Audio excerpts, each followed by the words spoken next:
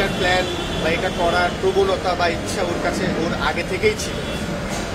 এটার পেছনে রহস্য কি একমাত্র কারণ ও নিজেই কিনা, বা এর পেছনে কোনো কিছু কি মহল বা কেউ প্রভাবিত হতে করছে কিনা, এটা আসলে অজানা। এটা তদন্ত হলে পরবর্তী হয়তো আমরা জানতে পারবো। ওর কাছে কোরআন শরীফ ছিল, হয়তো ওর মাথায় আগেই ছিল, হয়তো কয়েকবার অ্যাটেম্প করেছে। এটা একটা সাহসিকতা বলবো নাকি বোকামি বলবো আমি এটা বুঝতেছি না। সো আগে হয়তো পারে না, তখন করেছে, তার মানে ওর কাছে আগে থেকেই কোরআন শরীফটা ছিল।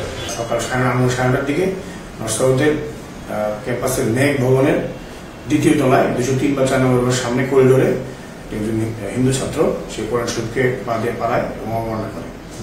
বাট এই কথাটা আমরা জানতাম না, পরবর্তী রাতে আমরা জানায় তার কিন্তু গ্রেফতারের জন্য যাই।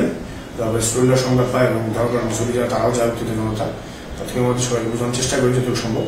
তবে আমরা রেস্কিউ করে নিয়ে আসি। ওই সময় হয়তো কিছু লোকজন তাকে নেওয়ার চেষ্টা করে, সে আগ্রহ হয়। প্রাথমিক আমরা ঢাকা মেডিকেলে নিয়ে যাই, চিকিৎসা করি এবং রাত্রি মামলা রুজু করে অলরেডি আমরা কোর্টে প্রেরণ করি।